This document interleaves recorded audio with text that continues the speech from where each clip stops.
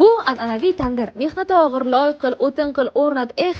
Uni ustiga issiq tandirning tafti inson salomatligi uchun ham ancha zarar. To'g'ri, tandirda pishirilgan har qanday narsaning mazasi boshqacha. Bu esa xuddi shu tandirning o'rnini ortig'i bilan bosa oladigan eko tandir. An'anaviy tandirlardan voz kechish payti keldi. Kutib oling, Samarqand issiqdon brendi ostidagi eko tandir. 10 daqiqada 200 gradus issiqlik. Ushbu tandir bir vaqtning o'zida 20 tadan 40 tagacha non sig'dirar ekan. Bitta gaz ballon bilan o'rtacha 10-15 soat davomida to'xtovsiz ishlatish mumkin. Endi o'rtacha 10 daqiqa kutamiz, non pishib chiqadi. Nafaqat non, balki pitsa, somsa, istalgan xamir mahsulotlarini ham pishirish mumkin. Tandirning eshigi ochilganda ichida olov avtomatik ravishda o'chadi, yopilganda esa qayta ishga tushadi. 10-15 daqiqada qizib ishga tayyor bo'ladi. Ertalabdan kechgacha 8 qop un bilan non pishirish mumkin ekan. Shuningdek, barcha oyoqlariga maxsus g'ildirakchilar o'rnatilgan bo'lib, uni istalgan joyga oson ko'chirish mumkin ekan. 10 daqiqada mana shunaqa chiroyli nonlar tayyor. Bismillah. Bismillah. Zo'r.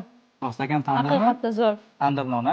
Albatta. Tandirga 3 oylik kafolat beriladi va servis xizmati ham kafolat ichiga kiritilgan. Eng muhimi, butun O'zbekiston bo'ylab yetkazib berish xizmati mutlaqo bepul. Mutaxassislar joyiga olib borib o'rnatib berish, foydalanish va hatto non pishirib berishgacha ko'rsatib berishadi. Kam xarajatli, serunim va tejamkor eko tandirlar. Buyurtma berish va batafsil ma'lumot olish uchun quyidagi raqamlarga bog'lanishingiz mumkin. Videoga bitta like bosib, Non biznesi bilan shug'ullanadigan tanishlaringizga yuborib qo'ying. Ular uchun foydali bo'ladi.